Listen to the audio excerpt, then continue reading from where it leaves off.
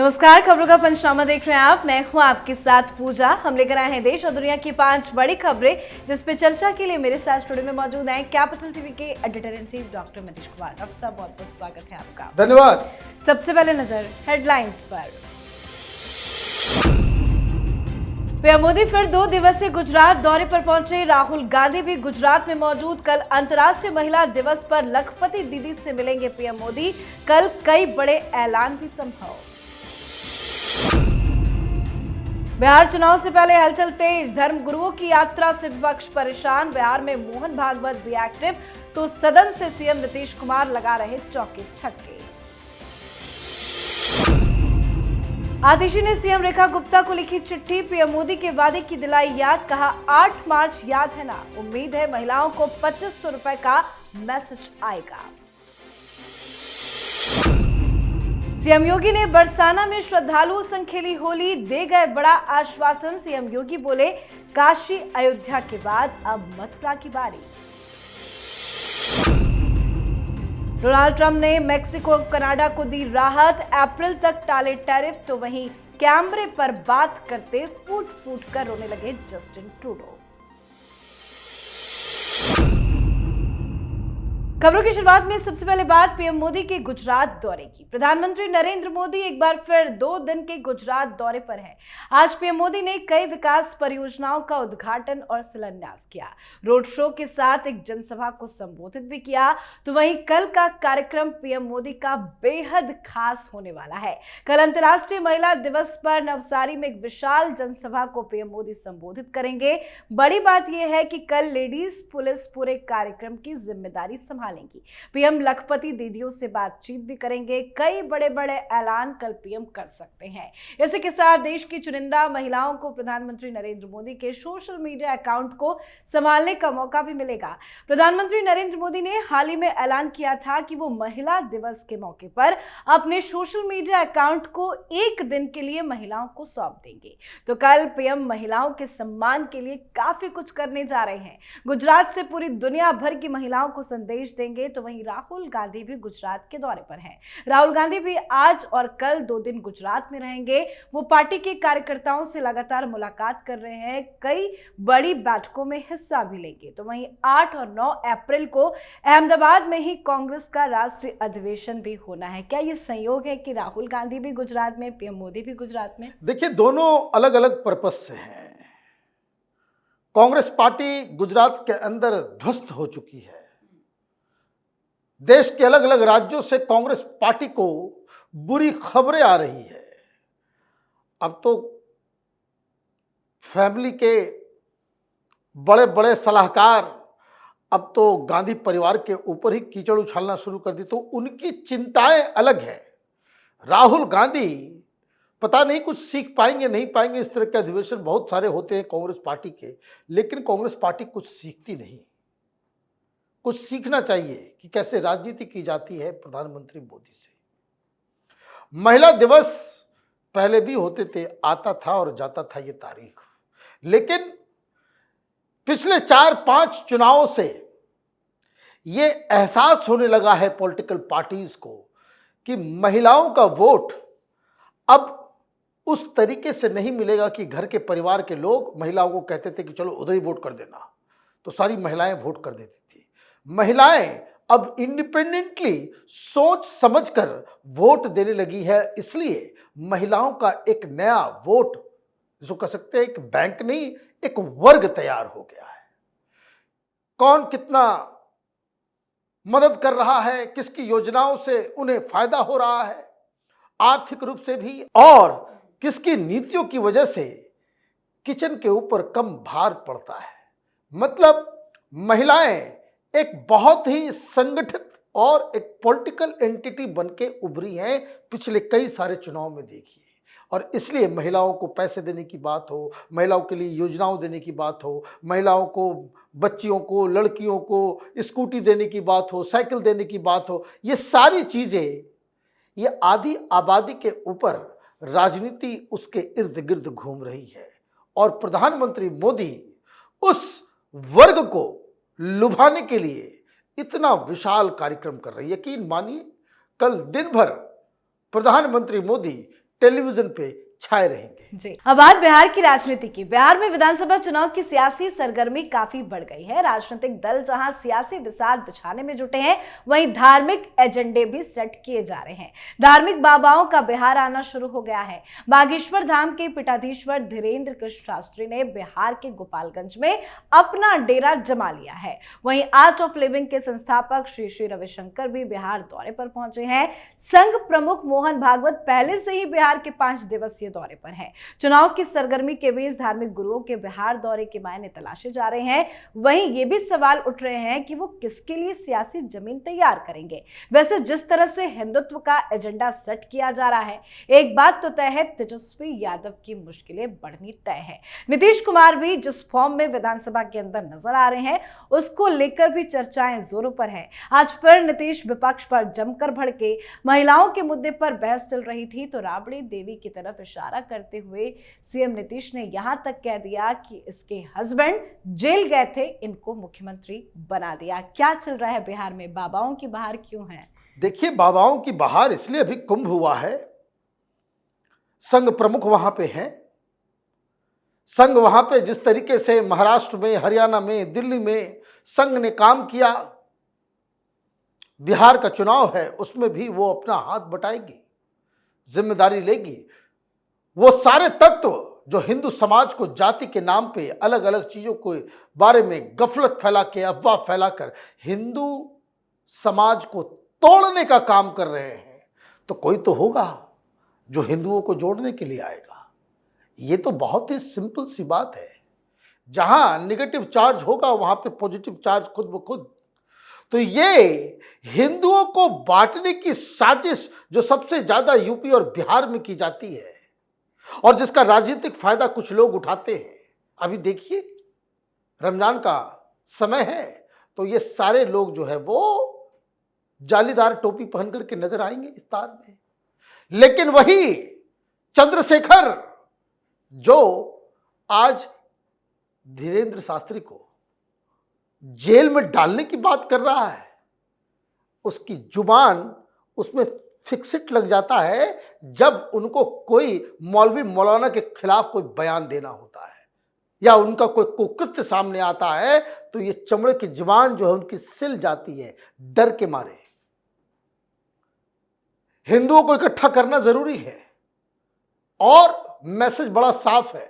दिल्ली में भारतीय जनता पार्टी ने बटोगे तो कटोगे के आधार पर चुनाव नहीं लड़े, लेकिन बिहार में ये दवाई देने की आवश्यकता जरूर पड़ेगी। जी, अब बात दिल्ली की राजनीति की। दिल्ली विधानसभा में नेता प्रतिपक्ष आतिशी ने महिला समृद्धि योजना को लेकर मुख्यमंत्री रेखा गुप्ता को पत्र लिखा है। आतिशी ने लिखा है कि पीएम मोदी ने वादा किया था कि महिला दिवस पर दिल्ली की महिलाओं के खाते में 2500 रुपए आएंगे।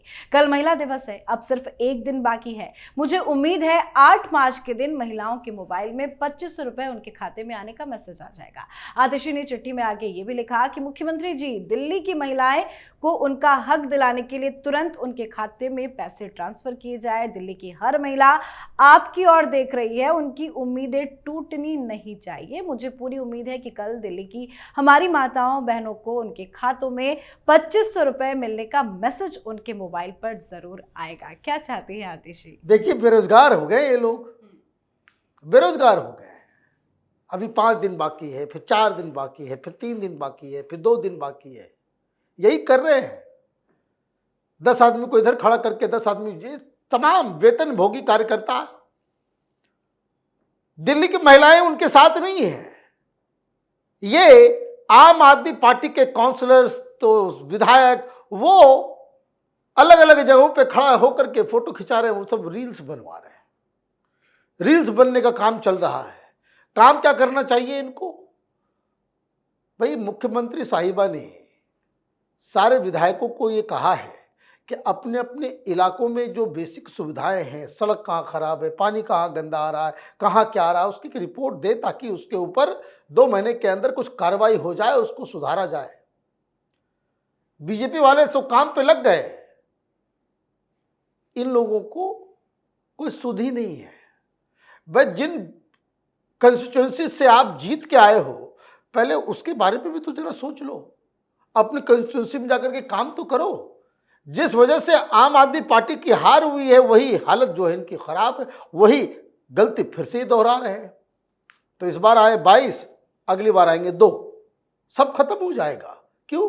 क्योंकि इनकी राजनीति ही अलग दिशा में चल रही है। दिया जाएगा, अधीर मत होइए आतिशी मार लेना जी। कल घोषणा होनी है, नीति की घोषणा होनी है। आपको भी मालूम है कि अभी बजट आया नहीं, पैसे एलोकेट हुए नहीं, पॉलिसी का पूरा प्रारूप सामने आया नहीं, तो फिर आवंटन कैसे हो सकता है? तो कल महिला दिवस के ऊपर, आपके सपनों के ऊपर, आपकी मांगों के ऊपर ध्यान दिया जाएगा और कल 2500 रुपए की योजना जो है उसकी घोषणा भी होगी। लेकिन हाँ, सबको नहीं मिलेगा, सारी महिलाओं को नहीं मिलेगा, आपको तो कतई नहीं मिलेगा। भाई जो एमएलए है उसको तो नहीं चाहिए, मिलना भी नहीं चाहिए। वैसी महिलाएं जो इनकम टैक्स भरती हैं उनको भी नहीं चाहिए। मतलब 12-13 लाख रुपए से ज़्यादा जिनका इनकम है उसको 2500 रुपये, वो ऊँट के मुंह में जीरा वाली बात। तो किनको दिया जाएगा, क्या क्राइटेरिया होगा, क्या फॉर्म्स आएंगे, कहाँ फॉर्म भरना जाएगा, ये सारी चीज़ों का ऐलान कल होने वाला है। जी, चलिए बढ़ते हैं आगे और बात करते हैं अगली खबर की। मथुरा पहुंचे सीएम योगी आज बरसाना रंगोत्सव कार्यक्रम में शामिल हुए। रंगोत्सव कार्यक्रम का शुभारंभ करने के साथ साथ बरसाना में ही सीएम योगी ने होली खेली। इस दौरान सीएम योगी ने कहा कि अब मथुरा के कायाकल्प की बारी है। जैसे अयोध्या सुंदर हो गई, जैसे काशी का कायाकल्प हुआ, जैसे प्रयागराज तीर्थों का राजा हो गया, अब मथुरा का भी विकास होगा। उन्होंने कहा कि इस बार हमने बजट में विशेष प्रावधान कर दिए हैं, अब मथुरा का कायाकल्प होगा, बस आप आशीर्वाद दीजिए, पैसे की कमी नहीं होगी। जिस तरह से एक बार फिर से सीएम योगी ने आश्वासन दिया है, उम्मीद है कि जल्द कायाकल्प होगा। देखिए वहां तो लड्डू और लाठी की होली चल रही है। मतलब आप समझ रहे हैं क्या दिन चुना? यही तो योगी आदित्यनाथ की राजनीति का पूरा सार है। लड्डू भी खिलाते हैं और लाठी भी चलाते हैं। अब एक नया विवाद शुरू कर दिया उन्होंने। बहुत सारे लोगों को परेशानी हो रही होगी कि भाई पहले तो होली के बारे में बहुत सारी चीज़ें हम इधर उधर सुना करते थे, ये योगी आदित्यनाथ वहाँ गए और बम विस्फोट करके चले आए। उन्होंने कह दिया कि देखिए अयोध्या मथुरा के बाद, अयोध्या और काशी के बाद अब मथुरा की बारी है, मतलब मथुरा में अब विकास होगा। ये सारी चीज़ें क्यों हो रही है, बात समझिए। हिंदुत्व का एक तो उदय फिर से, जिसको कह सकते कि रिनायसा हिंदुस्तान जो है विटनेस कर रहा है। लोग धर्म के प्रति, आस्था के प्रति, संस्कृति के प्रति, इतिहास के प्रति वो जागृत हो रहे हैं। और इसीलिए रिकॉर्ड टूटा कुंभ में 65 करोड़ लोग कुंभ आकर के डुबकी लगा करके गए। अब आप ये समझिए कि जहां कृष्ण की जन्मभूमि है वहां इस तरह का उत्सव, इस तरह का विकास, इस तरह का इंफ्रास्ट्रक्चर क्रिएट होगा, तो आप ये समझिए कि मथुरा उसके आसपास के 100 किलोमीटर के इलाके में विकास कितना जाएगा। कई सारे लोगों को परेशानी होती है कि ये अनोखा जो मेल है हिंदुत्व और विकास का, ये विपक्षों की राजनीति को जमींदोज कर रहा है, खत्म कर देगा। जी, अब बात आज की आखिरी खबर की। अमेरिकी राष्ट्रपति डोनाल्ड ट्रंप ने एक बार फिर कनाडा और मेक्सिको पर लगने वाले टैरिफ को कुछ वक्त के लिए रोक दिया है। ये टैरिफ 4 मार्च से लागू हुए थे, जिन्हें अब 2 अप्रैल तक के लिए रोक दिया गया है। रिपोर्ट के मुताबिक दोनों देशों से आयात पर लगने वाले 25% टैरिफ को फिलहाल विराम दिया गया है। बता दें कि ट्रंप इससे पहले भी मेक्सिको और कनाडा को ऐसी मोहलत दे चुके हैं। तो दूसरी तरफ कनाडा के प्रधानमंत्री जस्टिन ट्रूडो अपने कार्यकाल के 9 साल पूरे होने पर भावुक हो गए। वो मीडिया के साथ बातचीत करते हुए फूट फूट कर रोने लगे। इस दौरान उन्होंने डोनाल्ड ट्रंप प्रशासन की ओर से लगाए गए टैरिफ के बाद दोनों देशों के रिश्ते में आए तनाव और कार्यकाल के दूसरे उतार चढ़ाव को भी याद किया है। क्यों एक बार फिर से ट्रंप ने वापस ले लिया है? देखिए, वो थोड़ा, कोई भी आप योजना लेकर के आते हैं उसके प्रोज एंड कॉन्स को समझना भी पड़ता है, कैसे उसको अप्लाई करना है, क्या उसके रेमिफिकेशंस होंगे, वो एडजस्ट करने की आवश्यकता होती है। ये सारे के सारे टैक्स रेसिप्रोकल टैक्स के हिसाब से लगाया जा रहा है। बात आप समझिए, कि वो एक नए विजन के साथ अमेरिका को आगे लेकर के जाना चाहते हैं।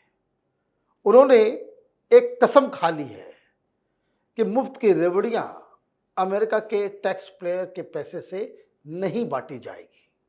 हम वो कोई धंधा नहीं करेंगे जिसमें अमेरिका को नुकसान उठाना पड़े, बस इस चीज के लिए कि हम एक वर्ल्ड पावर है, ये नहीं चलेगा। तो एक तो वो कहानी है।